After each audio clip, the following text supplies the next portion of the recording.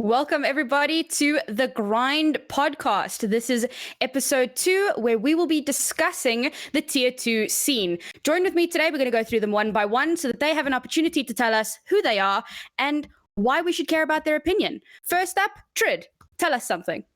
You know who it is, that's all. I ain't going to explain who I am. I'm not performing monkey for you guys. No, I'm kidding. I'm Tridd. I obviously am a commentator for EU Contenders. I've also did the Paris Group Stage World Cup stop as well. And I'm going to be doing Season 3, which is starting up in the next couple of weeks or so, sometime in November, because we haven't given you a definite date yet. But that's about it. That's all you need to know.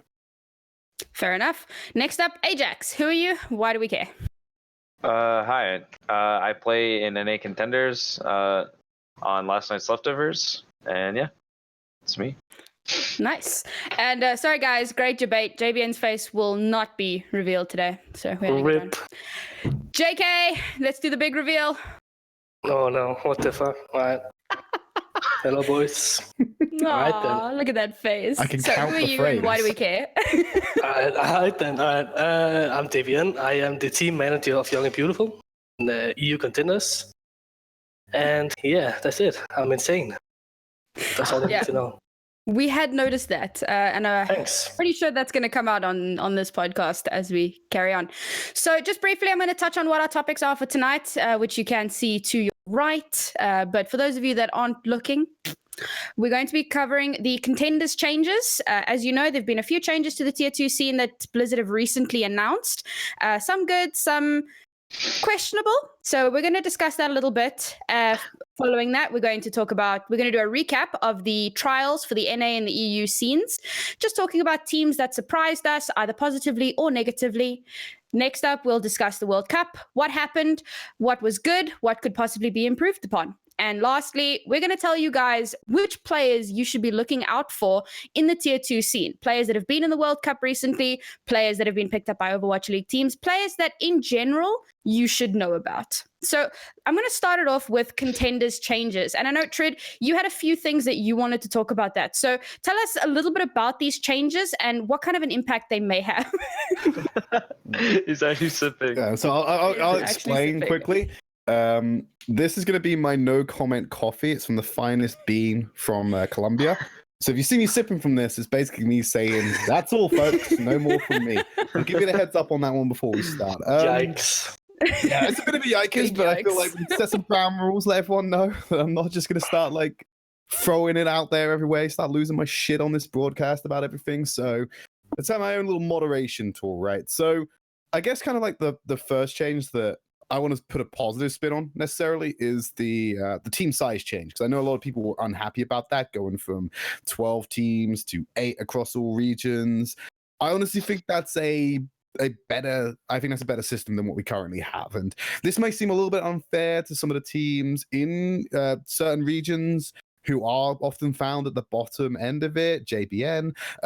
We've got is that there's a lot of teams that are often treated as free wins as the season goes on. So if we reduce that team size, we are innately increasing the competitiveness of that region, because if a team's just considered a free win by like week 3, what is the point of the team even being there? And it enables to make sure that we don't really have boring games, but we also have like a certain standard of competition, so that we are seeing a rate of improvement between players. So I really like that change to drop team size in the leagues from 12 to 8. Yeah, I mean, you can just look at bye week. Bye week is probably the worst team that's ever touched the Contenders in any region, you know? Wow. That's the first hot take. And every region has their own bye week, so like the 8 teams is pretty good. Yeah. I mean, there's no doubt about it. Like, especially in Europe right now, we have a lot of, we can say, like lesser skilled teams. Mm-hmm. So especially when we go from 12 to 8 teams, it's definitely is gonna increase the competitive side a little bit. Mm-hmm. But I mean, we can all agree that probably Korea is probably the hardest hit region when it comes to this thing.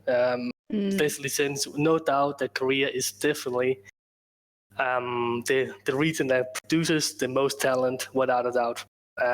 So limiting the players like the teams in the region in general is gonna hit them really hard. I mean, that's kind of sad, a little bit. I actually don't think it's gonna hit Korea as hard as you think. I mean, with a lot of talent being taken out for Overwatch League this season from Korea, I really don't think Korea is getting hit nearly as hard as you really think they are. I think if anything, the 8 team is actually like the best region for it is in Korea, in my opinion, because so much talent is gone. You really want to highlight what's left and actually make them look good rather than splitting up the talent. Like, you have some really good like players individually that are in like Korean trials that aren't going to make it in the contenders this year because they're so like all the talent is now spread because it's just all spread across all these different teams that are in trials and in contenders. You had people randomly poached from open division and trials teams get picked up for teams like Runaway, for example, that are now in contenders automatically. And that leaves these teams that are like half in, half out of being good and bad. And I'd much rather have 8 good teams in Korea rather than what I see right now in trials, which is like 4 like very mediocre teams going into like a bunch of other mediocre teams that could be way better. So I mean, the talent refinement idea, the reason why I like it in Europe, it also does apply in Korea as well. So I agree with you in that regard. It's going to really help highlight the issue I have that I may have with this actually when it comes into play is that if you look at it without seeing how it pans out, it's that you're reducing team size whilst also soft locking imports, right? Which is fine for regions because it helps protect their own self-region players to let them develop rather than having full teams being imported into their own region. Which is totally fine. I think there should be a rule in place of that because what is the point of having all these regions if you're just going to fill it with talent from other regions? Doesn't make any sense. But the issue you now have is that you are pulling talent back from, let's say, Pacific, because I think a lot of the Pacific teams were Korean heavy the past season. So immediately all that talent's got to go back to Korea because they're not going to be able to compete next year under the same rules because I believe that's the case anyway, because technically Korea's in the Pacific region, but they have their own. I don't know. It's confusing, but put it this way: you're limiting export slots for countries or regions that are big exporters. So Europe and Korea, I think, are the 2 biggest exporters of talent if you look at it, because NA doesn't have to get exported; they just are the region that you go to. So when you reduce team size and limit how much talent can be exported, you do create an element. I'm trying to figure out how to phrase this correctly. The talent export is capped, and you're also reducing opportunities within the region. You're getting, you're stopping the flow of talent, basically. And that can be good and bad because it can accelerate the rate of development. If the talent can't go anywhere and it's condensed, they're just going to improve at a faster rate. But also it stagnates the talent below it. So that's a risk that I see as a possibility, but not a guarantee with how this system plays out. The way I kind of see it is that it might increase competitiveness within specific regions because, so for Korea specifically, there might be a mentality of, well, if I don't make it onto a Korean team, I could possibly make it out, in one of these many other, European, NA, whatever teams. So now you've got this thing of like, these 8 teams are your opportunity. Yes, you may get picked up because of the soft region lock, each team being allowed to have 3 from a different nationality or a different region, but it seriously diminishes the amount of exporting that can happen. So I think that it might help to increase competitiveness. I don't know how you guys feel about that. I don't know. I don't know. I mean, it really depends on the region, I think. It really does, especially when it comes to Koreans. We don't have a single Korean in Europe. Feels good. We don't need a single Korean in Europe. Yeah, exactly. We don't need them. We're just as good as Korea, dude. Do you not see World Cup results? Yeah, we're better than Korea, obviously. Well, I say EU, but I mean UK, right? Oh, come on, bro. Not like this. But still, though, like, especially now that we have like the what to call the region locks in place, or will have soon, I think we're definitely gonna see more Koreans in Europe. I think probably on at least the academy teams, maybe some of like the big organizations in Europe. But I mean, I don't know though. Like, Europeans are better than Koreans, obviously. So who knows? Yeah, I mean, you're goddamn right. Put it like that, JBN. But I don't know. I don't know necessarily if that's the reason we're not going to see Koreans in Europe, but I genuinely don't think we are going to see Koreans be imported to Europe. No, maybe if it does get dire and there's too much talent just not being shown in Korea and these players want to move on for better opportunities, I could see a world where maybe you get a European organization importing some Korean talent, but I mean, the biggest obstacle to that, of course, is just going to be the language barrier, right? It's a lot of the people in these European teams aren't native English speakers, and English would have to be the common language. So you've got two different nationalities having to convert their language to English to then communicate with each other, which causes some massive problems in terms of team synergy. I think that, as well as just the general financial situation of Europe, makes it very unlikely we'll see Korean players imported to Europe. The only way I think that happens is if, like, Jack Essian's just like, you know what, we're going to put some Koreans in British Hurricane, right? And then just, like, import a bunch who can speak English and put them in, like, a half British, half Korean roster. I think that's the only way, and I think that's very unlikely. Yeah. This is also probably the worst meta timing ever if you ever want to do imported Korean. It just doesn't make any sense with the amount of tanks being played, with Brig being a character. Mm-hmm. It's like, why would you ever get someone that can't fully communicate? Like, there's plenty of people in Europe that play Zarya. That's all I'm saying, man. Like, these guys have been playing tanks forever. Like, you don't need Koreans to play tanks. Oh my god, Ajax, we can make a super Korean, right? The reason why Koreans like faltered a little bit at World Cup was that they weren't able to play tanks. We put some Koreans in Europe so they can learn how to play like goats. They'll go to the next World Cup and they'll be unstoppable. I mean, we probably need some inner guys too, right? Absolutely changed the face of Overwatch by making super Koreans. It's just unreal. Yeah. That does sound like a slightly scary idea, but it could be a lot of fun. The other change that has come in that I would like to hear some opinions on is the change in terms of the prizes and how prize money is being distributed. So I don't really know the specifics of how the prize situation is working. Normally, each contender season, they have all the players at the very beginning sign off on a document that says, like, you know, this is how much your split is or whatever. So pretty much every team is even. So you see the money, but they haven't really given us any details, at least for us, and obviously publicly it'll come after. But they said that it should be similar, like starting with season 3. It's going to be lower, but because there's less teams, I'm assuming that it would still be similar, even for low-end teams. I don't know. Until we get the specifics, I really don't know. Well, the broad stroke that they've given is that it's going to be distributed more heavily to reward the top teams. And the way I understand that is teams that perform better will earn more. Right. But we also only have 2 seasons, and they said it's going to be still the same amount of prize money.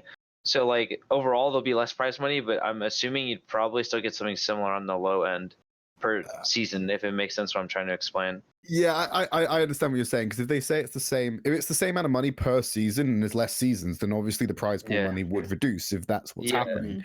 But I with the prize pool thing, I don't have enough information to make a judgment on it, because if it's like you're saying, Ajax, then that ultimately will reduce the amount of money. But if it's like, no, you take the prize pool that would have been there annually, but you distribute it between the 2 seasons, and then you do the whole weighted top final, I don't really see how that could be have too much impact.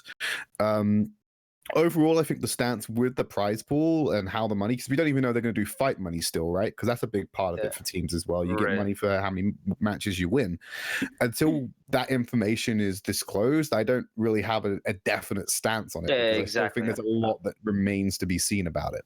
Yeah, and if I think Blizzard's overall plan for the future too is to have, like, sure, we only have 2 seasons now, but they really, really want for, like, some form of, like, third party to come in and fill the gap that is now exists, because now we actually have a gap to have third party tournaments. Like, before we had, like, maybe a month in between for, like, Beat and Pit and these smaller tournaments that played in NAAU, but, like, there really wasn't a whole lot of time. So I'm really hoping this gap that they've now created, there's, like, an intention for this gap. Like, they didn't, like, make this gap without a plan, saying, like, oh, hey, these next 4 months you have nothing to do.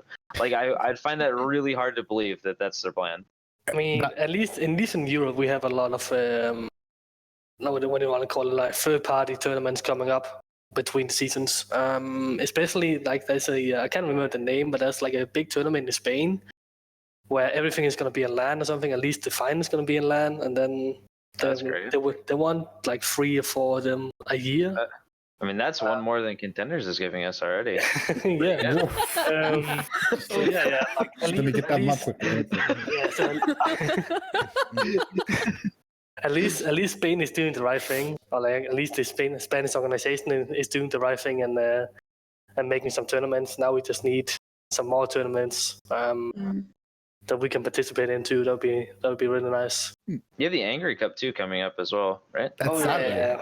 That's gonna be easy win, obviously. Wow.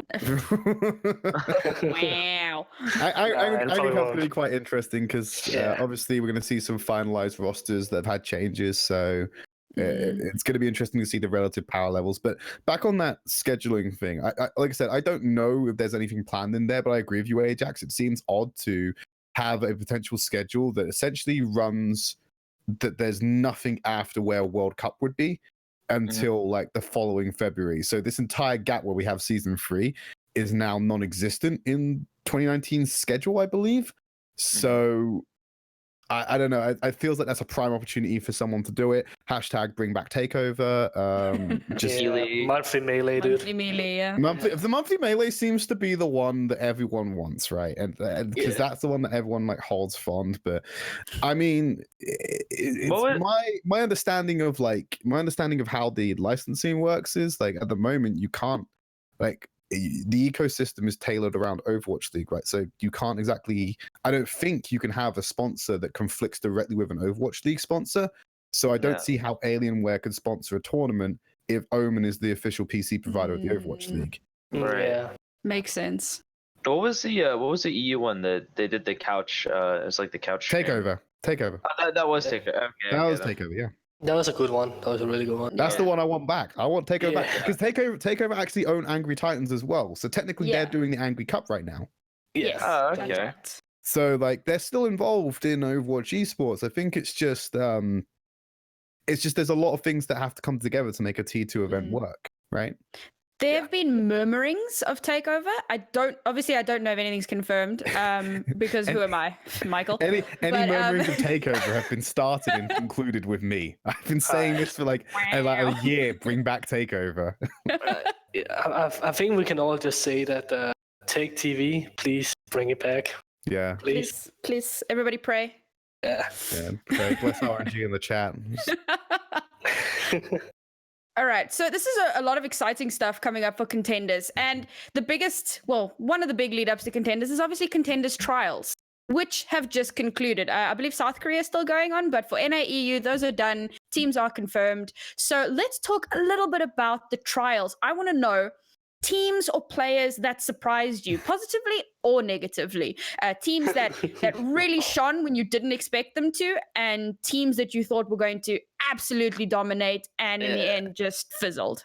The team that surprised me the most is Oshtec Warriors because they're the real winners of Europe, right? Because they played one Saudi tournament, earned 138,000 euros, and then they can't even get out of trials in Europe. If European players were allowed to play in that tournament, they would have been bankrolled for an entire year.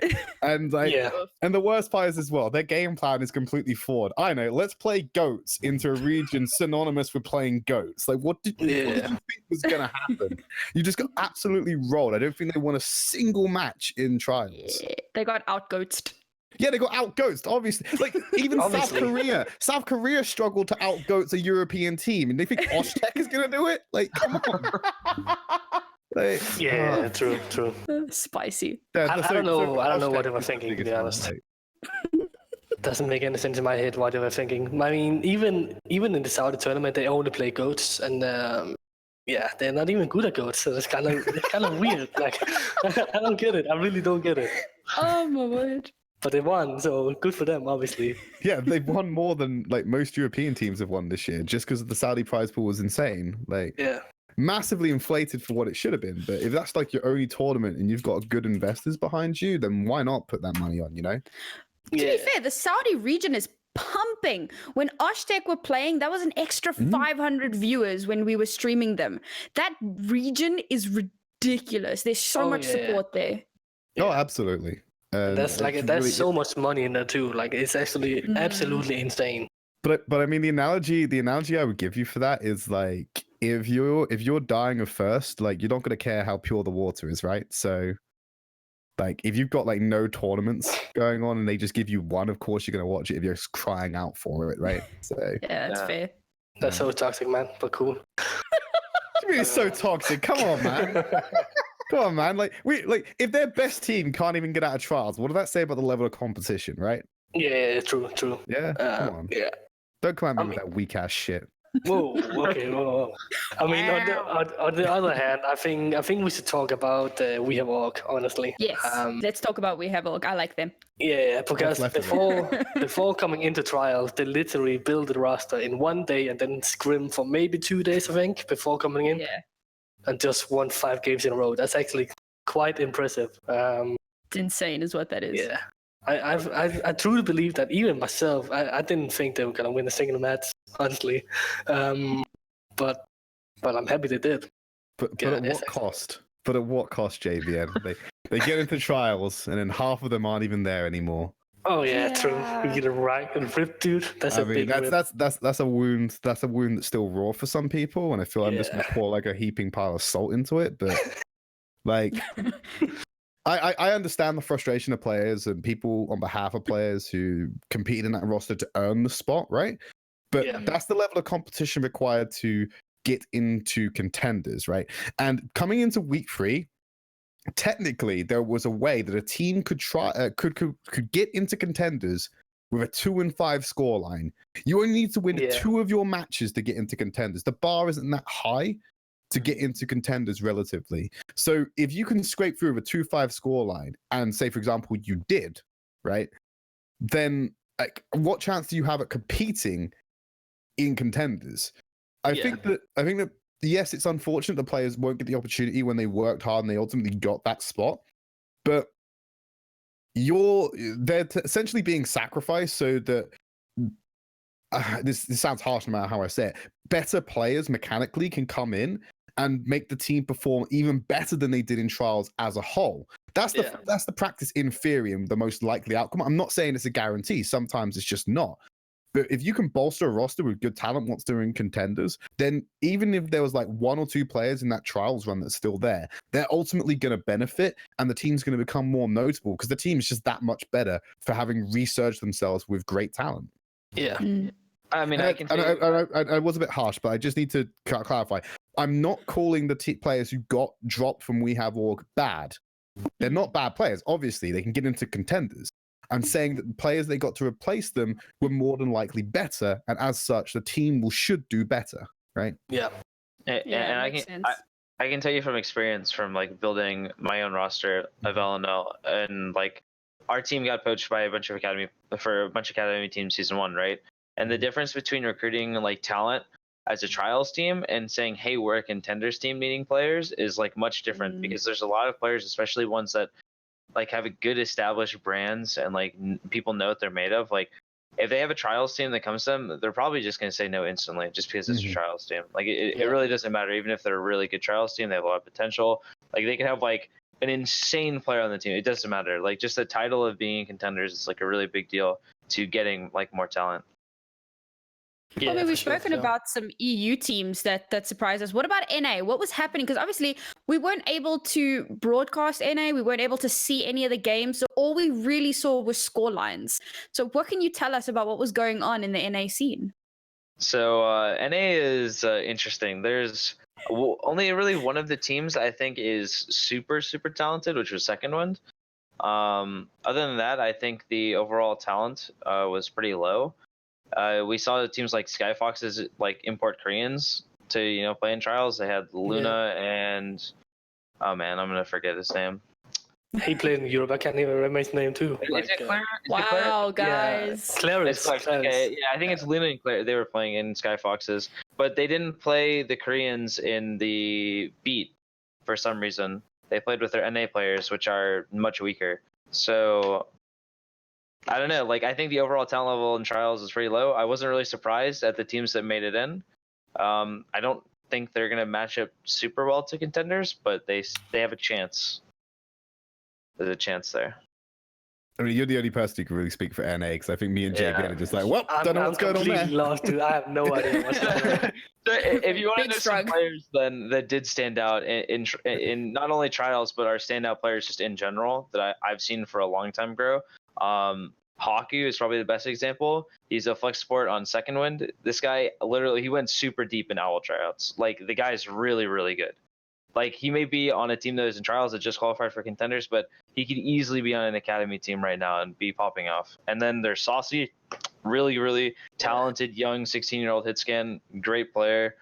And yeah, there's definitely a lot of talent there individually, not so much as teams, but individually, there's definitely a lot of talent there. So if someone could just do the whole young and beautiful strat and put all that talent together for someone to poach, that'd be great. Just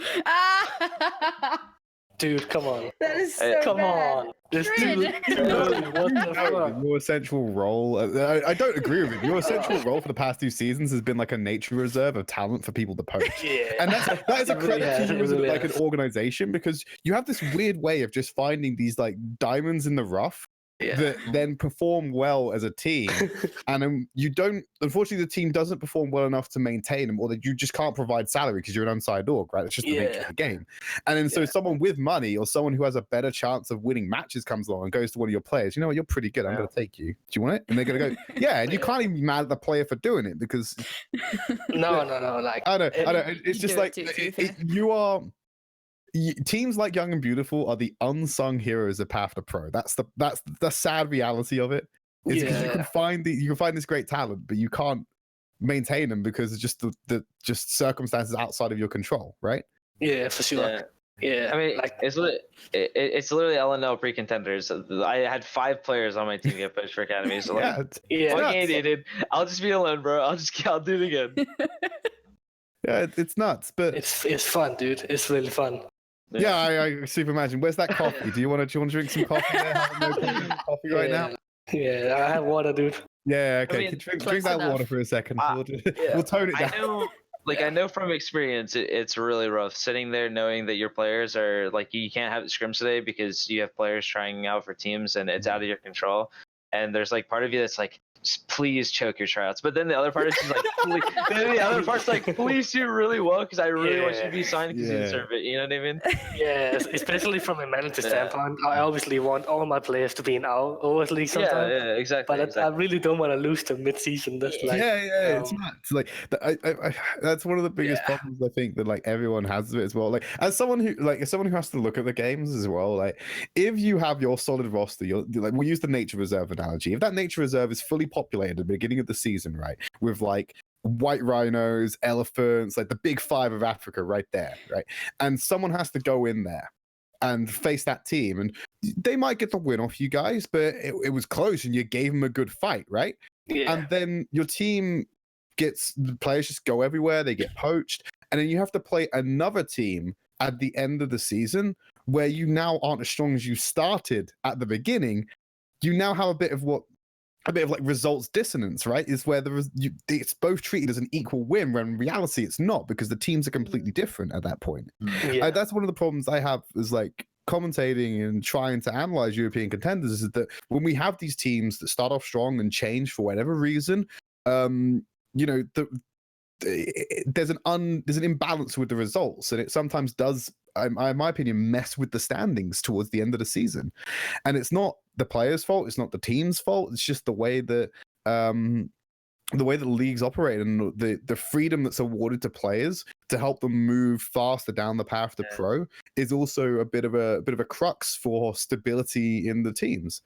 So it's unfortunate, but it's a necessary downside, because like I said, without that mobility, it makes it a lot harder for these players to progress as quickly as some should, right? Yeah, for sure. It often feels like when I'm looking at EU Contenders, like week to week, it's like there's like a game of musical chairs that I don't know is happening with the rosters.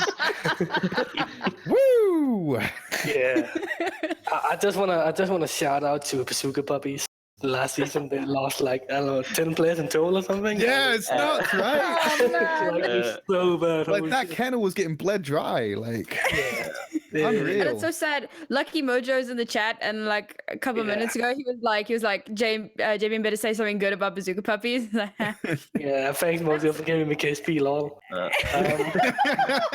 Where's KSP now? Where is he? Is he on your team?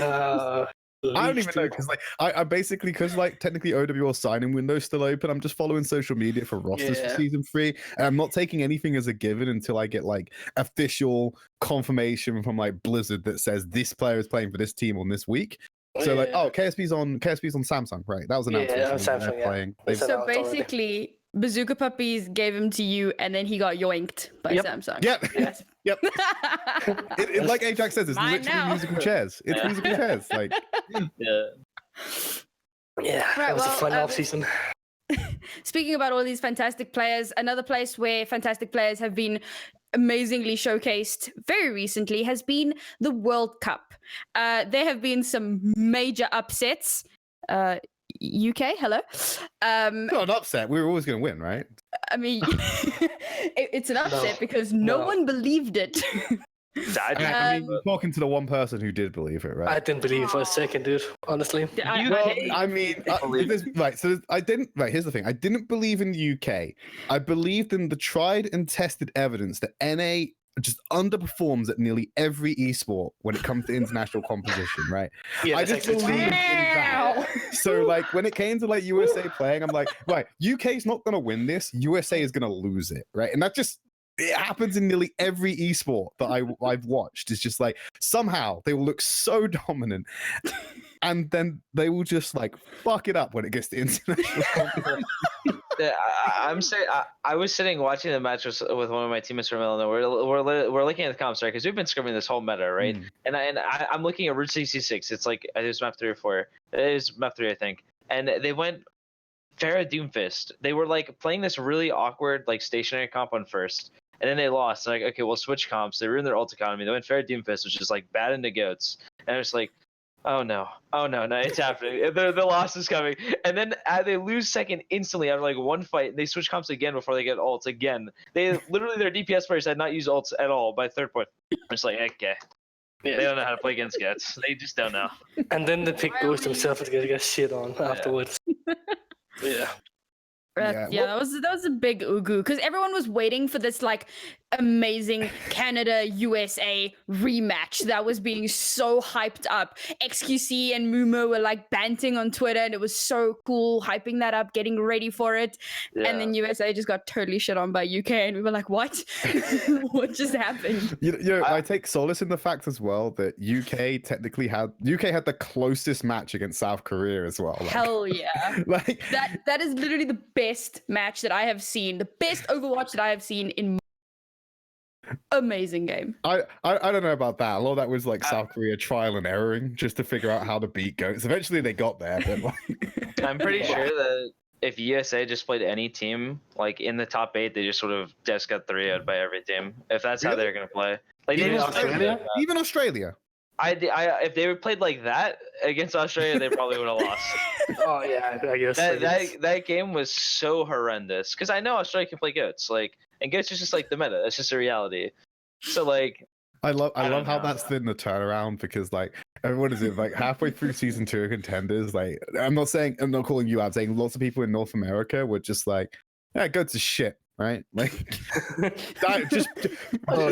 was the same bullshit I heard in season 1 playoffs where all the players would come in one by one for team interviews from NA and go, Junkrat exists, lol, like and everyone was shitting on it, and like with Quad Tank, right? And it's just like nope. And one of the things I think people, I don't know whether it's a whole like persona thing or like just the way they speak about it, but there was an interpretation a lot of people in North America looked down on goats, right? And they said it's like an inferior 100%. Meta. But like what people had to realize is that it's not inferior, it's not superior, it's different, right? Yeah. And so like if you don't know how to play against it, you're gonna do bad against it, right? Yeah, and if you 100%. Don't pay attention and assume that you can beat it with your own meta without having tried and tested against it. I mean, technically quad tank like didn't buy week 1 quad tank, it just got dumpstered. Yeah, they weren't very good at quad it's tank, because right? they were bad. Yeah, but I Yeah, mean, exactly. listen, you're talking to someone who played on Kingarna pre-Contenders, like the before like Contenders Kingarna, the one that played quad tank in NA before they nerfed the Diva armor and all that stuff. Like tanks have been good in the past, and like I knew that eventually like they'd be good again, and this is just like their time. Like Brig is broken, so like I think.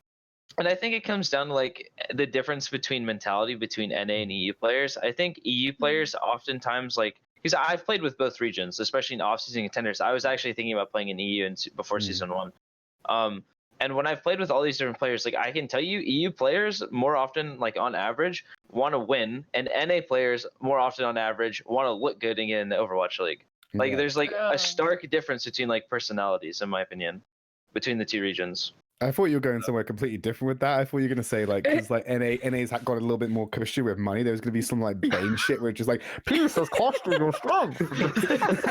Whereas EU players like constantly have to like fight for like fight money and just like to survive. It's just, I thought that it was going to go a completely different direction. But no, I understand your point there about like some players might value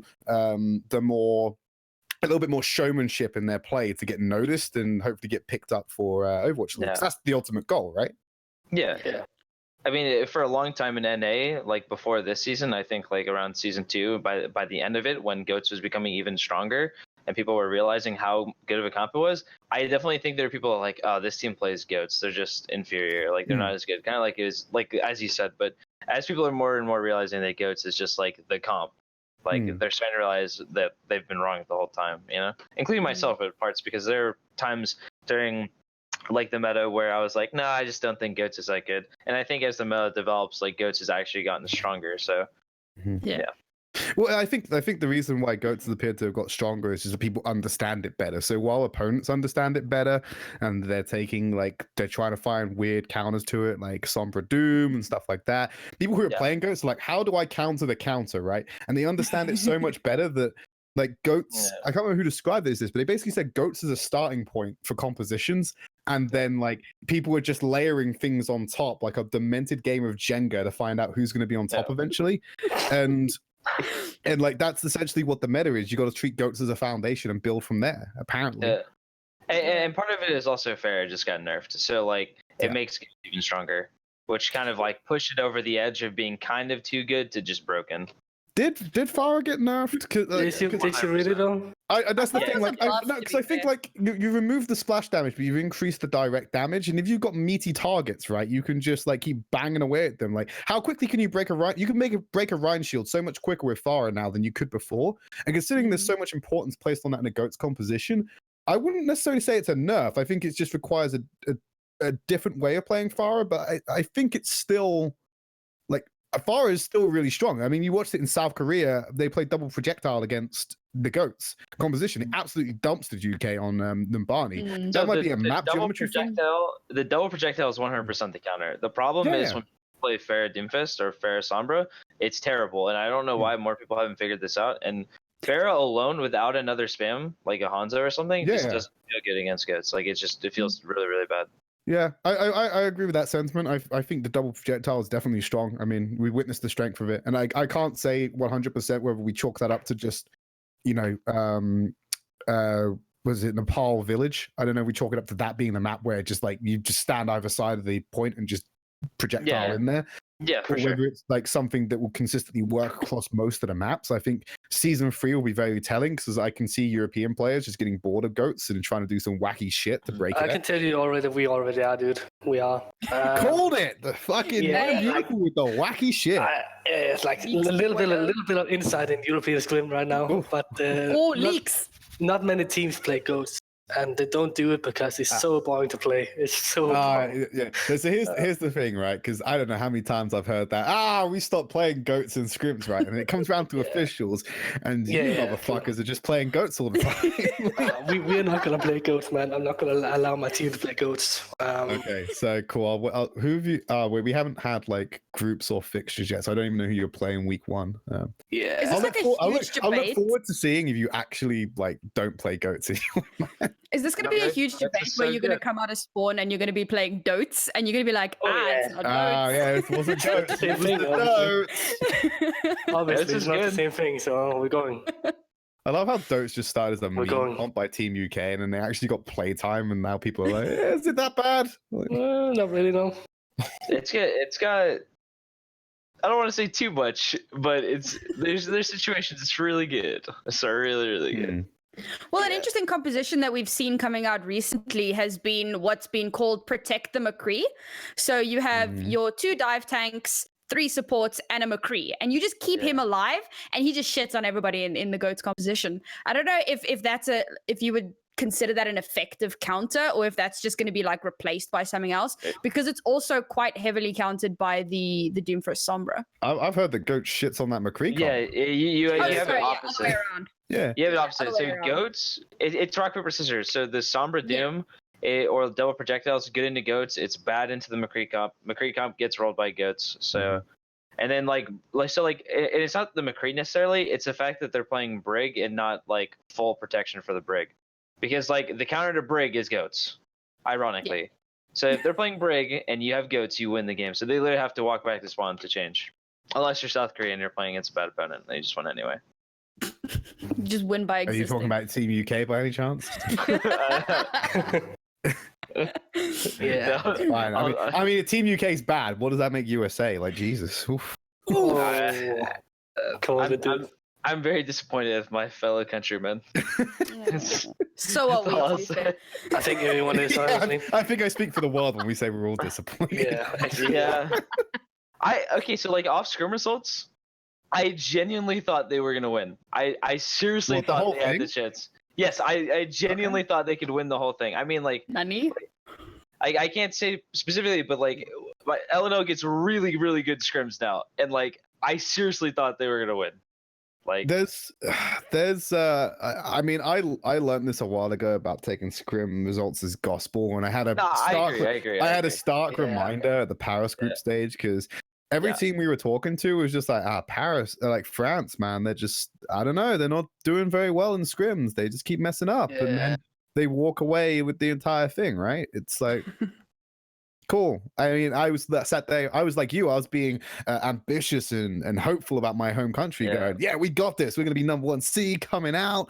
Thankfully, we weren't, because we got to face USA, who apparently were the free win at quarterfinals. So, to quote one of your players, thanks for the buy. Like, just it's just hard. I seriously thought they were going to do good, and all signs point that. I talked to a lot of different people about it, and a lot of different people that consistently had scrimmed other teams in the World Cup, and people that I've seen individually, and people talking about USA. I was just like, oh, they've got a chance. They could do well. South Korea is the weakest they've ever been. Like, there's all these factors that pointed towards them doing good, and then they just choked. I mean, what does it say? What does it say that South Korea has been like the weakest they've ever been, but they still like win? Still win, I think. The gap is closing. Am I right? Am I right? A 4-0. The gap I is actually expected China to do better against South Korea, considering their performance against Canada. I mean, Canada just had no idea. I think people are really overhyping China a bit. Like, they're like the second coming of Christ. Like, they're really good. Don't get me wrong. Like, these players are good. I just think people are treating them like this team could win Overwatch League if they're in it. And it's just like, they're good. They have potential. They're a lot not of these people good. are. Oh, there you go. That good. What? Hot They're not take. that good. Hot take.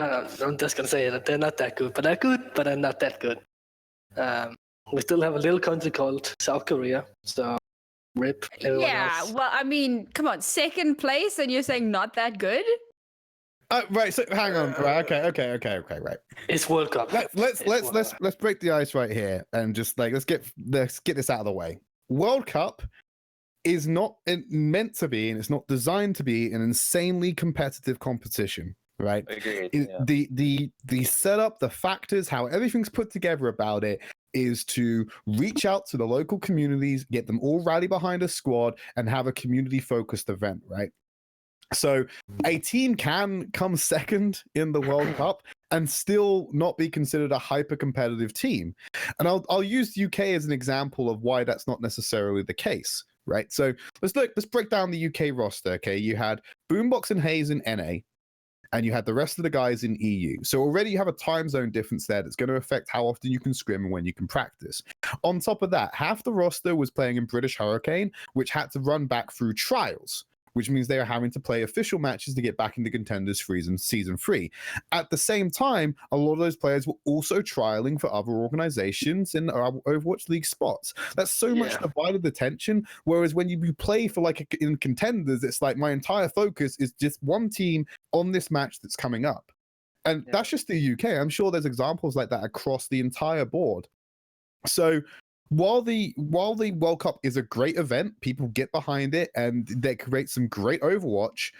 I mean, if you had these teams playing with each other for an entire year and then competing and only had to focus on this match, then the level of play would be so much higher, right? Yeah. So I kind of like sit there and go, the World Cup's a good event. I enjoy it for what it is, but it is not the most competitive event out there. And just because China came second doesn't make China a good region. It's the same way, and this is feel like Australians are just gonna hate me. Like you made top 8 twice in a row. It doesn't mean your Contenders region is it doesn't mean your players in the top 42 in the world, right? There's just I don't know. It's World Cup logic when people correlate it with performance outside of World Cup. I'm just like, are you sure about that? Right? Is that really the line we're gonna follow through with? Well, I mean, what we were discussing prior to the show, when we were talking about our topics, you had a pretty interesting idea because we were going to touch on how could the World Cup be improved. You know, there were some cool things that happened this year, and you had it was mind blowing, groundbreaking. I'm sure no esport has ever done it before. Tridd, tell us, what was your idea? We cancelled the World Cup. Damn, dude. That's the groundbreaking, revolutionary idea is we cancel World Cup. And it's not because World Cup is bad. Like I said, I have a lot of respect for the World Cup. It's a great event. It does exactly what it's supposed to, which is engage audiences around the world and have a really global experience and get people to rally behind a team. And while I don't put all my eggs in this basket, there are murmurings and rumors that the World Cup isn't going to be a thing next year. I don't necessarily believe it, but there's people talking that it might be the reality, right? So let's see what you could do if the World Cup wasn't there. Mm-hmm. So immediately you free up a spot at BlizzCon. Every Blizzard game has some kind of esport if it's a competitive title at BlizzCon. So we need something to fill the gap there, right?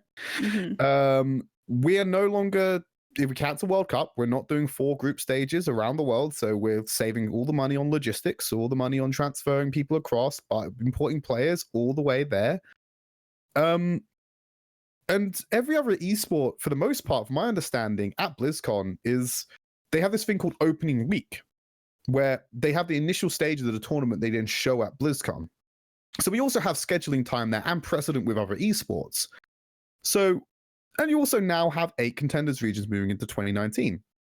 So why don't we, rather than World Cup, take the top 2 teams from each Contenders region and send them to have a tournament at BlizzCon. So you seed them 4 teams into 4 different groups, and you have that play out during the opening week. And then when it comes to BlizzCon, you have yourself a top 8 bracket, the same amount you would have had with World Cup, but you play it out with Contenders teams instead. Now, there are some trade-offs to doing this. Obviously, it's harder for a casual viewer to get invested in, I don't know, Team Giganti from Europe than it is to have a casual viewer get invested in like Finland itself, because there's not really a follow-through there that investment that you can get behind. So you have a little bit of an engagement issue. But if you do the narrative right for it, you don't go, this is Team Giganti from Finland. You do, this is Team Giganti from European Contenders. Right? You then make it about the regions, not about the individual countries. And I think having this international competition would fix a lot of, well, not necessarily fix, but I think it would move things in the right direction. Because I think one of the biggest complaints that a lot of people have right now is the lack of international competition. We don't get to see how regions chalk up against each other. So if we have, I mean, we had Atlantic Showdown season 1. That was great. EU greater than NA, as usual. Nothing changes there. But we don't know, like, how South America chalks up against Pacific. We don't know how North America chalks up against Oceania. Like, we don't know how China does against Europe. Like, we don't know all of these matchups. And I feel like we had competition to do that. Especially, we could schedule it towards the beginning of the OWL signing window. I think it would really speed up the process of getting more global or far-reaching talent in. Because even if a team from South America doesn't win it, if they're able to put up a good show against, I don't know, like Fusion University or one of the good Korean teams that are there that year, it really goes, hey, maybe we should pay attention to these players. And I think that having that international competition would be better suited, because I think every other esport there as well isn't countries. It isn't a World Cup. It's teams, right? So why is Overwatch the outlier in this one when it relies on the World Cup? It worked great for 2016 to get people invested in the game. 2017 and 2018 have all been great, but when you have players talking in interviews and just talking in general that World Cup is more valuable for them to get noticed, is more important to them than a year's worth of work in Contenders, I think World Cup to a degree undermines the purpose of what Path to Pro is about, right? You're sure Contenders will give you the development tool, but if players are getting scouted based off of World Cup performance rather than Contenders, then that's a problem, right? Why are they competing for an entire season if it's not to get noticed? You get the development aspect. So I feel like the international competition would tie out the year nicely at the end of the year and make a good replacement for the World Cup if that was to be defunded. So brief over. So that's actually like my biggest problem with World Cup. I actually love World Cup. I think it was a great idea. I still think it's great. I mean, we got 230K viewers to the finals. You know, it's fantastic. Like, I actually really do like World Cup, and I really hope it doesn't go away, to be honest. But the problem I have with World Cup at the same time is the things that you've mentioned, like the things like it is advertised on the Path to Pro Twitter, not the Overwatch League Twitter. I mean, it is treated on the Path to Pro like it is on the level of Contenders, and even above that, because they actually get a LAN, you know, especially one that's international. Like, it just, in a way, it really doesn't make sense the way they're trying to push it, in a sense. And I really do wish there was an international competition, because USA, like, that is an Overwatch League team, right? And let's say they play someone like UK, who's all Contenders players. Now, that in itself is a whole nother aspect that I'd love to see happen at some point. But, like, on the Path to Pro, like, how are American players on the Path to Pro if World Cup is just Overwatch League players? Like, that, exactly. Where's the correlation there? It doesn't make any sense. Look at Finland as well. Like, Finland, just Darwin from Team Giganti, and the rest are Overwatch League players. Yeah, so, like, how is this the Path to Pro? These are already the quote pros, right? So, like, what is, how are we pushing this narrative that it's a Path to Pro, but it is already Overwatch League? It's like I said, it's a weird one. I think, like, obviously the countries want to have their best players be fielded, and I don't think you can sit there and then go, all right, well, Overwatch League players aren't allowed to play in World Cup anymore. It's like, cool, so you're gonna, like, neuter the strength of regions, right? Which is always seen as a bad thing. So this is why the World Cup's a little bit weird, and why we don't often see it a lot in other esports, right? I don't think there's another World Cup in other esports. I can't think of one that's routinely done. Not the way this is structured. I mean, you have Asia Games, you have WESG that sometimes does that. I think there's global games for Hearthstone, which is kind of like World Cup. But this is my bias from other esports coming on, because I didn't start in Overwatch. It's like, this is very alien to have a World Cup. And while it's a great event, it's something that's unique to Overwatch. Yeah. I personally, as someone who's invested in Contenders, see that a better return on these players' development and Contenders as a whole by focusing those resources onto Contenders level competition, which could be an international Contenders Cup, right? That just takes place at BlizzCon instead. in a perfect world, I think you keep the World Cup and you add it in like an international competition, because I think World Cup is great for Overwatch. I think it does a lot of good things. Like our viewer count's great. Like everything about World Cup does like really good. I'm sure it makes a return for investors because of the amount of viewers and clicks that it gets. I can't see realistically, I can't see the same amount of like interaction with like a Contenders LAN as much as I want to say it would do better. I mean, realistically, it just won't, right? But like, I think that there is a world where both could exist. I mean, I can just say Blizzard has the money, but from a business standpoint, you don't want to just spend all the money you have all the time, right? Yeah, absolutely. But I do want to make a case that I think both can happen, especially if you're cutting off lands for Contenders normally. Why not just have one international land? Because again, like you said, these countries in these regions like South America, like how do we know if they're better than any team? Like in my opinion, I've scrimmed a couple of them, so I have my personal insider knowledge on what I think of the region, right? But how is the average player, or let's say a scout from Overwatch League team, going to say South America? There's no point in going there. Like just go to NA, EU, or Korea, or even China. Like there's just no point. The region's just not strong enough, right? Because what else are you going to see? Like there's no way to compare these players.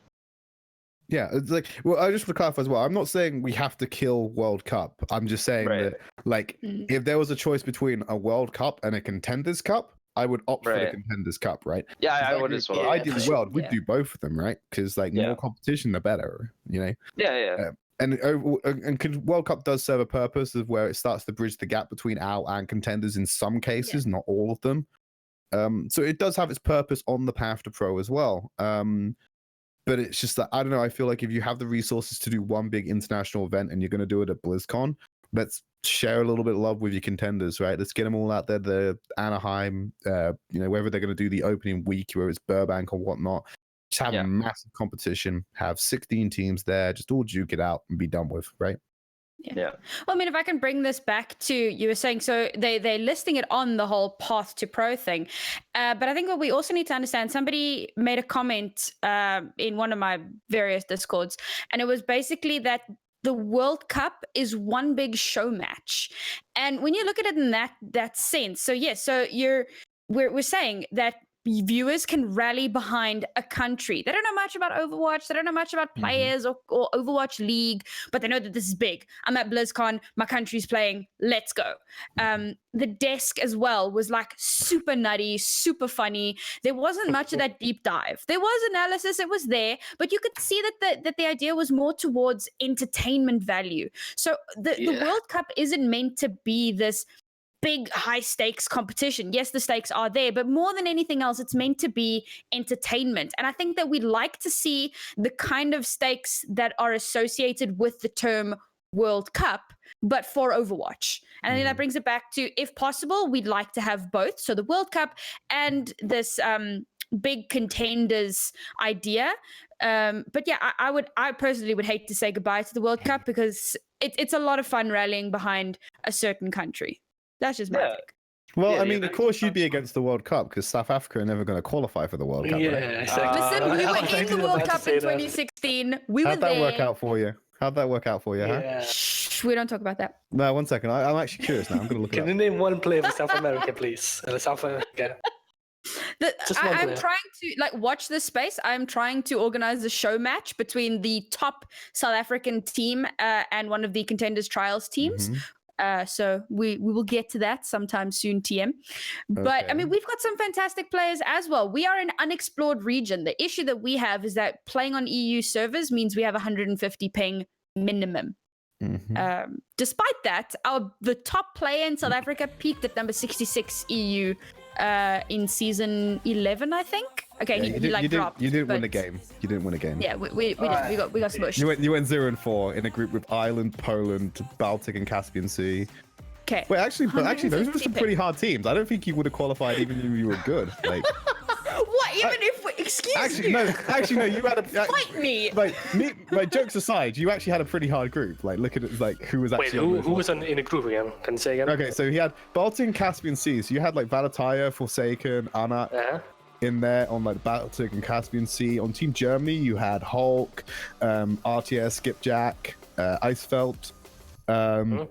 On Poland, I don't think Poland was that strong. Poland, you had Matt. Math H or whatever his name is. Oh yeah, my boy. Ireland was probably a joke. I'm not gonna lie. Like, yeah, no one on there. And then South Africa. Let's see who the heroes of South Africa were. You had Carnage, Centicol, Visions, Selfmord, Zeus, and Dup. I don't know a single one of them. That's actually a lot of those guys don't even play on. So that was the top team in South Africa, Energy Esports Team Eden, and at least 3 of the guys you mentioned actually aren't even on the team anymore. And Centicol is the guy that. Yeah, they're the top team in South Africa.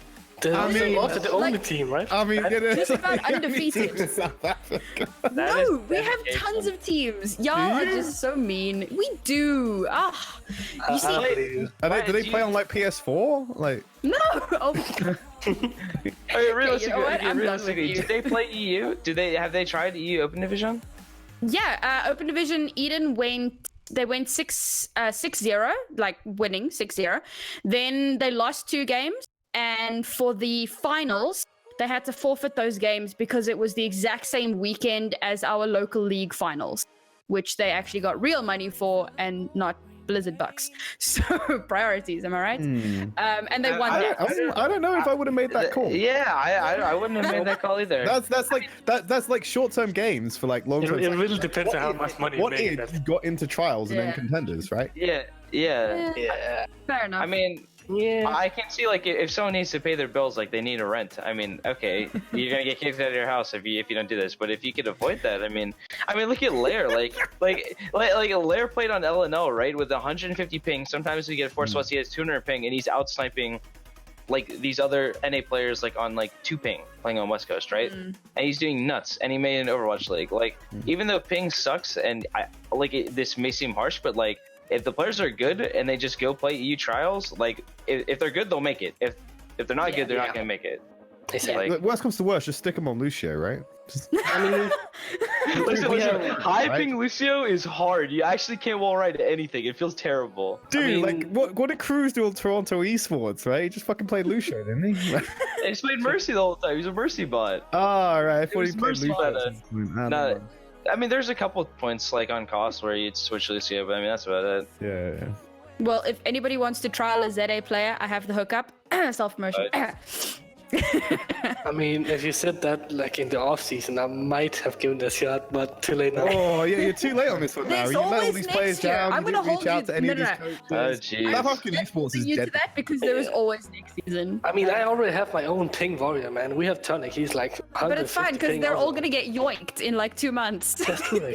2 months. Give him 2 weeks. Yeah, like I'm betting the first week of Contenders we're gonna lose 3 players. Right. Okay. So JBN, just take down Nauri's details and then she'll give you some South African players, right? Nice. Yeah. Hey, well, I mean, I'm assuming with more contenders, or like with the academy teams getting like spots next season, I'm assuming there's gonna be more academy teams coming into NA. So I'm just waiting for more EU players to get poached.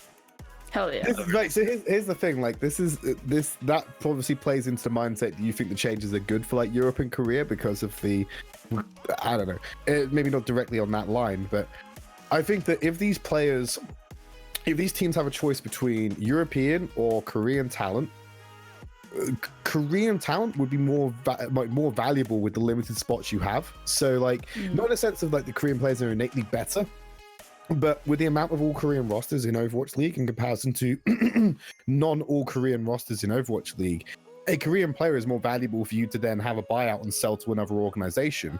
So if you're using your import slots, I'm looking at buying Korean, not European, unless there's like some just standout talent that you need to have for your roster, right? Yeah, I mean, I go back to the mindset of a lot of the talent in Korea is now gone, and a lot of the EU talent is still there. And I mean, when you say one player is better than the other and one player is better than the other, you just go for the better player. Okay. Like you have to import them anyway, right? You have to buy a visa no matter what. So I mean, they hold equal value. It's just whoever's better and who speaks English better. Which is usually gonna be the EU player. I do think that like Paris has got the right track though, because if Paris decides to option their ability to have a guaranteed academy team for 2019, they're basically like getting all that untapped potential and like just pumping it into their veins right there, because they can get their academy team in there But unlike British Hurricane, they have a clear path to progression, right? Because the British Hurricane player's not going to be promoted to London Spitfire in its current iteration, right? There's no way. You're not going to have, like, I don't know, Bocket going in and suddenly playing for London Spitfire. It's just not going to happen, right? Bocket and 12 Koreans, man. Let's go. Yeah. Whereas Paris, they have, like, an entire EU lineup. I'm assuming that tells me they're invested in EU. So I'd assume they're going to pick up a European academy team. They fill that with players. There's actual cause for them to have a two-way contract, whereas British Hurricane and London Spitfire in its current iteration can't really do that. So Paris is really going to tap into the European talent by having a much clearer path to progression than, I have to go to NA, I guess. Like, I mean, that's the issue with XL2 as well. Like XL2, if they recruit players, you're just like, well, that's not a team that I can join. And it's the same way with Outlaws when the GGA fiasco is happening. And I remember talking to Outlaws, and the first thing that went in my head is like, that team is like such a tight knit group. They will never ever ever promote someone. I just don't see it in a world happening. So like, if you have a team like Paris, like you're saying, that actually has like a path to progression that you see, that I definitely see those as like a big advantage of joining that team, Yeah. Well, I think joining an academy team in general is a massive advantage because typically you'll have better salaries, you'll have better social media presence because you'll have the actual teams and you'll have social media managers. I spoke to Albion, like Hurricane has access to sports psychologists through Cloud9. Already, we're talking about resources leagues above like what an unsigned org can provide. And our coaches as well. Right? Yeah, exactly. And you have access to that. So the benefits of joining an academy team are just like so much beyond what any other organization can provide within Overwatch, right? Like, sure, you can maybe an endemic org might want to throw extra money at you for some reason, but like if you're given an academy team offer, you should probably take the academy team offer, right? Yeah. I would do that too in the day of the week, honestly. I would tell my players to... This is the 200 IQ plays, right? In 2 weeks, it's not your team that gets poached, it's you. Yeah. And you end up on like an academy team or something, like managing them instead. Exactly. I'm on. See you guys. No, but for real. If any of my players got like an offer from academy team, I would tell them to go for it, no matter what team they were on. If they're my team or whatever, just go for it. Yeah. Well, I think we're going to bring it to the last little bit of our segment here, and this is going to be a fun one. So we've spoken a little bit about the World Cup. We've spoken a lot about Tier 2, and I want to just try and bring that all together into who should we be looking out for in the upcoming contenders, NA and EU. We've seen a lot of players that have played in the World Cup. We've seen some players that have been picked up by the Overwatch League teams, and during World Cup, everyone was going like, yeah, Fusions, yeah, China. Where did these people come from? They came from Tier 2. Fun fact. Yeah. So who should we be looking out for in Tier 2?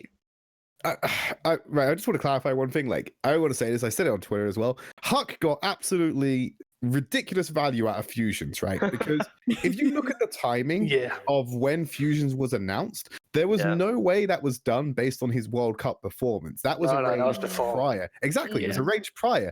So Huck's obviously arranged a deal with Fusions and confirmed it and like cemented it in. And then he's gone to go play in World Cup. And then immediately everyone's like, oh my God, Fusions is absolutely insane. Like if Fusions went in to renegotiate after World Cup, he would have got way more money for himself because there would have been way more interest in him as a player, right?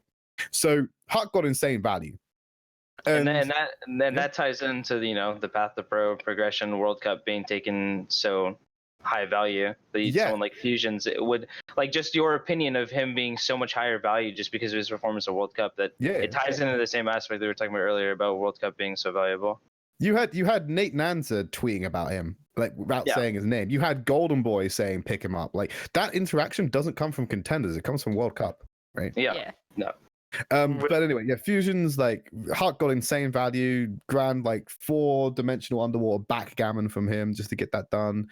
I mean, there's a lot of players like who are playing in World Cup who are like either in OWL or on their way to OWL. So a lot of those World Cup talent has now like gone from their home regions, but there's still a lot of talent remaining in Europe. But I guess my biggest player to watch is like what the hell is Numlocked gonna do, right? Like the guy's been sat in like Valiant jail for a year, and now he's finally like Shawshanked himself out there, and now he's ended up in like British Hurricane, right? So I want to see what Numlocked actually does, because like he only played like one map, I think, and it was the one they lost to Shanghai Dragons. So it doesn't really set a good precedent. It was Gibraltar. It was Gibraltar, right? So if we get Numlocked on British Hurricane and see what he does in that roster as a replacement for Fusions, and then also Yofi coming in as well was probably the best replacement you could find for Astro, I think, and under the circumstances. Without a doubt. Yeah, so I think British Hurricane's going to have a really strong season if Numlocked is like the caliber he should be for where he was for the entire year, right? Yeah. I have my doubts. Like I feel bad saying that, because like I love Numlocked and I really want to see him like do well. It's just like if you're sitting on the bench for a year, that's a lot of scrims you're missing. It's a lot of practice you're having, because I'm telling you, ranked is not going to do it. That's not cutting it, especially for main tank and mid support. So like, I mean, I really hope he does well, and I hope he improves fast and he catches back up on all the scrims he missed, because I really do want to see him succeed, but I have my doubts, you know. Yeah, it's I'm not sure what's going to happen with Numlocked. I've got cautious optimism.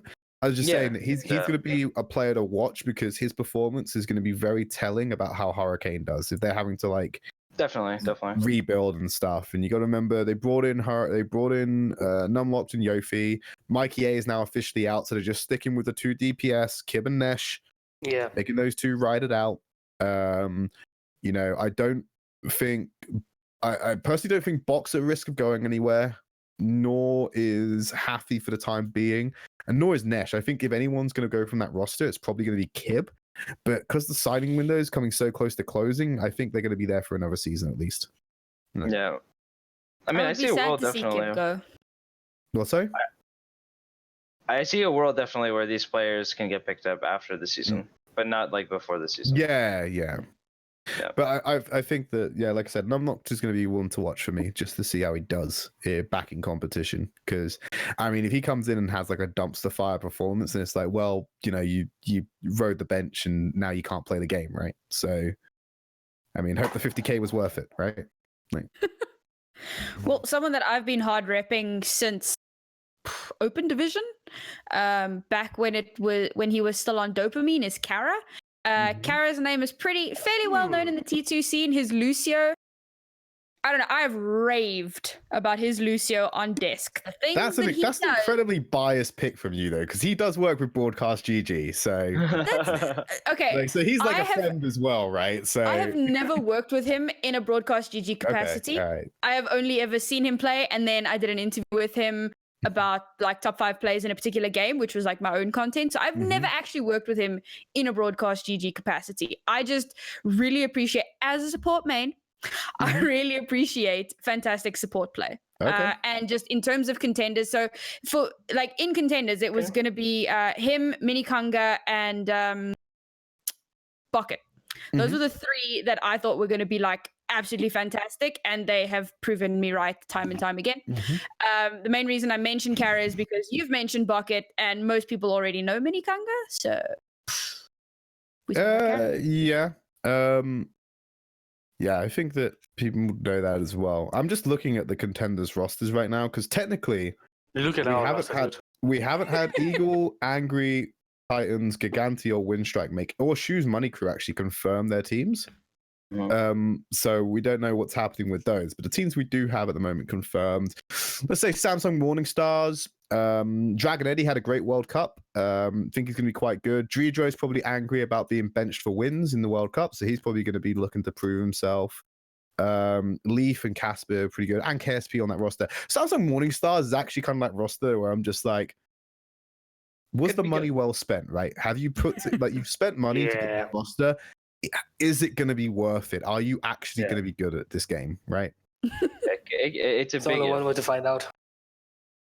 I think in EU, my biggest to watch is probably Angry Titans, just to see like how they do in this next season. Like a lot of these players, I don't think are getting picked up for Overwatch League, as unfortunate it may be. But I want to see like if their level will stay high, like going into next season. You've And also like, you've also got to remember they've lost their coach. Packing has moved on. So they don't have Packing at the moment. They're looking for new coaching staff. Same with Giganti.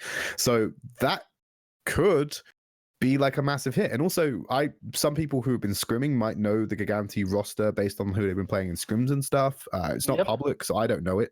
But like, you gotta remember, Cloudy's gone and Master's gone. Who are you replacing on Giganti, right? How's that gonna look without Sata there to rebuild? I think at least Giganti is gonna draw some eyes because there's some players you didn't realize or didn't expect to be in Contenders.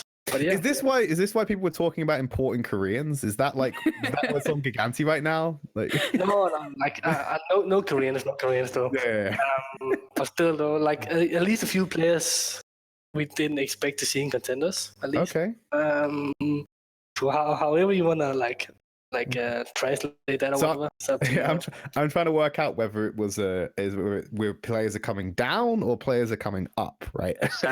They're from South Africa. That's what it is. Oh, that's the inside scoop, right? Yeah. Oh my god. Yeah. So yeah, Giganti's another one for me to look at and Titans as well. How are they going to deal with their coaching staff changing and Team Giganti is having some roster moves. Windstrike, haven't heard anything from them, assuming it's going to be the same roster because I think those guys work well together.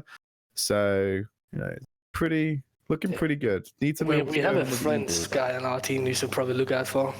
There's a French guy on your team? Who's the French guy on your team? A little kid called Suna. Yeah. Suna, sell us on Suna then, huh? Sell us. Why should we pay attention? Because Solheim was talking all that good shit about Suna as well. I want to know why we should pay attention to Suna, right? Alright. There's actually a big of a backstory though. Originally, we didn't want to trial Suna. We actually contacted him because we needed a ringer, and he just popped the fuck off. Nice. And he's as you do normally, but he's one of those players you don't really know anything about because he hasn't played in he hasn't even played in the Open Division playoffs yet. I think maybe he has. I don't know. But he's like a young kid, and he's so skilled mechanically. It's actually insane. Kind of reminds me a little bit about KSP when he was like in Contenders trials. So a little bit rough around the edges, but with some work, he can be really, really good. Lucky Mojo is saying like Diet Ninja basically needs to be looked out after. Just wait, who? Saab wearing that goddamn bandana. Up. Diet Ninja. Yeah. So, he was pretty impressive at World Cup. He could do some damage there, I guess. 1 point actually scares me because they picked up one of the scariest players in Contenders. I think they got hardest, right? Oof, So I mean, I watched the fall of Eagle when all those players were playing on Copenhagen Flames and couldn't qualify. I was like, well, there's going to be some roster changes, and these guys are going to end up on a team somewhere. And now it's like 1 point have got like hardest Get Amaze, Super Pluke, like Fat Scaler, and Horford. Yeah. Like that team's pretty scary. I don't think that's a team that's going to win Contenders Europe at present, but it's a team that's going to do some damage, right? Right. I'm just waiting for DK next to get picked up. That's what I'm waiting for. Is that Giganti? Is that what we're going for now? Wait, if it actually is, that'd be hype. Because I'm waiting for DK next to get picked up. Like I haven't talked to them in like about a week, but like, man, there's two. I genuinely thought they were gonna be in Overwatch League. I thought there's no way they weren't gonna come back from their Overwatch League trials and not make it. It just happens sometimes, right? We've spoken a lot about EU now, so I want to just hear a little bit about like what players are we going to be looking out for in NA? Lots and lots of EU. So Naka, because he's European, obviously.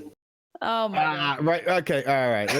Can we get from less biased opinions? do I have to sit here and do the whole like be the anti-Naga guy again? Like, I hate when I'm put in this position. Like, Naga is an extremely talented player, but from everything I've seen from him, it's a coin flip about whether good Naga turns up or shit Naga turns up, right? Yeah. And so that inconsistency is the biggest problem I have with him because his highest highs are so good, but his lowest lows are just like, well, you're basically inting at this point, right?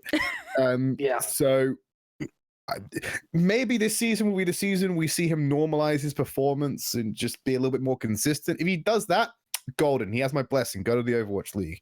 Christen him, right? Whatever you want me to do. But like for the time being, needs to prove consistency, right? So the biggest players in NA, okay, so I'm gonna be a little bit biased in the beginning. Sugar Free definitely there. Like Sugar Free is definitely you got to watch in NA. I think a lot of LNL is, but away from my team, I think Crimzo is probably one of the top players to watch in NA. He's literally the foundation of Envy. That team literally cannot exist without him being a player on the team. Mm-hmm. The way they play around him, and how they like enable him. Like he becomes like a beast. Like he's really good, and then he becomes better because of how much resources they put into him. Mm-hmm. Sharp isn't. Yeah, I was gonna say, this is really difficult to follow what you're saying because Liquipedia doesn't list any of the rosters for the Contenders teams for North America. So I'm just sat here completely blind about like who's where. We're just gonna take your word on it. Yeah, we just have to. Yeah. This is all you. We have to be careful not to leak anything now. This is just okay, so I guess. I mean, I guess they're announced. Like Envy's announced. It's not on Liquipedia, so it doesn't exist to me, pal. Okay, fair enough.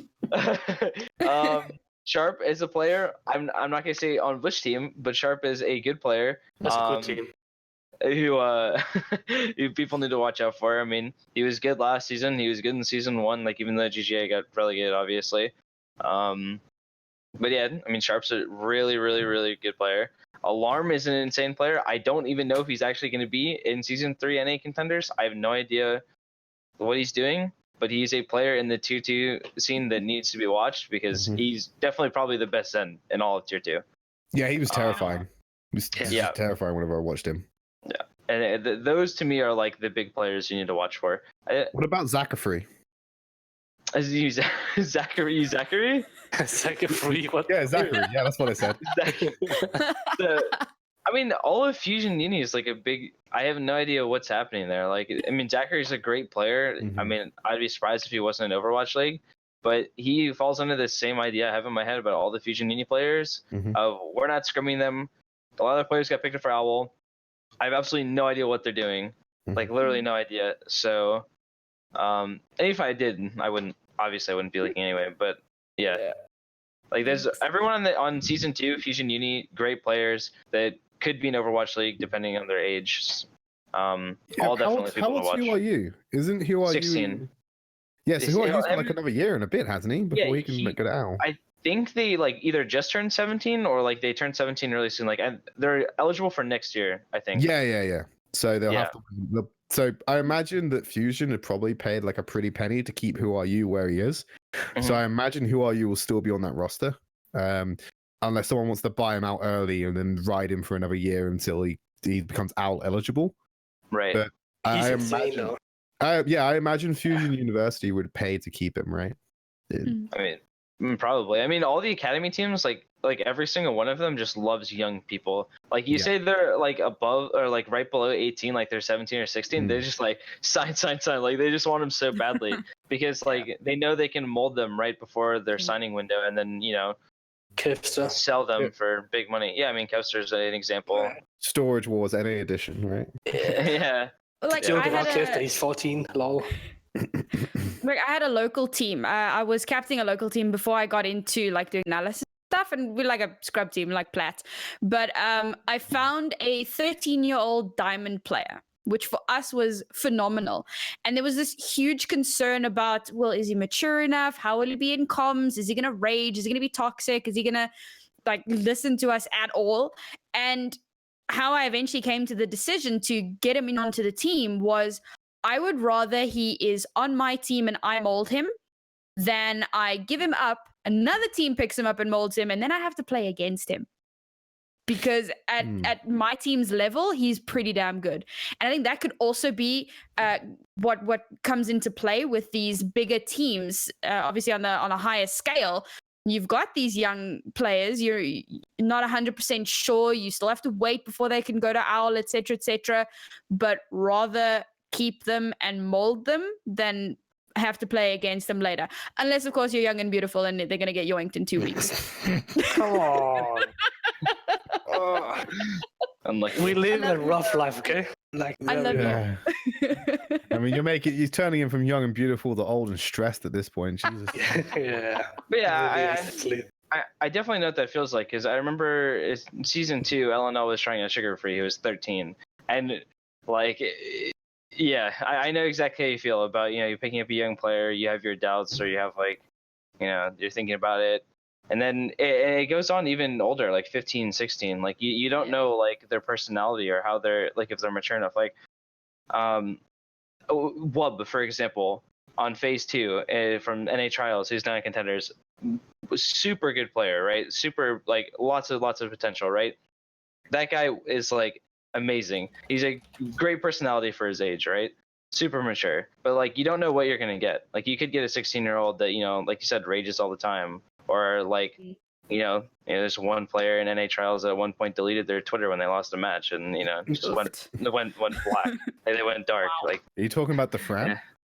I'm not talking. Tridd! I'm not talking about different. I'm not talking about different. Everybody grab your cups. All right, guys, I think that is where we're going to wrap this up for this evening. Thank you, guys, for joining me. We have been Ajax, JBN, and Tridd. And I just want to remind everybody, Contenders is around the corner. We don't have dates for NA and EU. I mean, obviously, do, but... yeah, I do too. You know what? You all suck. That Thanks.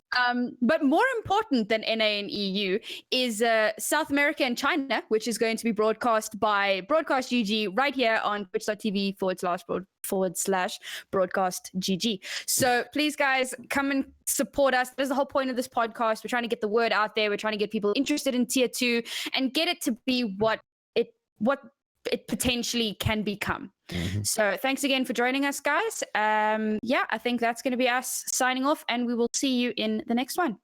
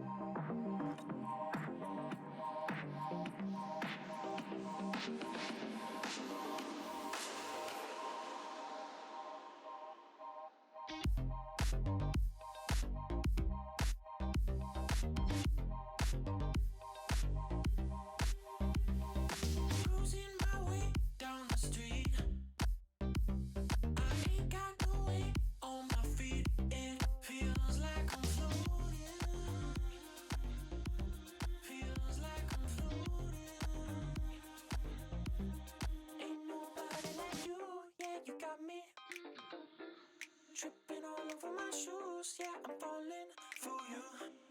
Ain't nobody like you, yeah, you got me.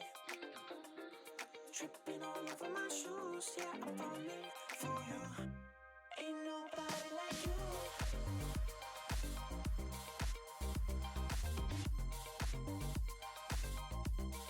Ain't nobody like you.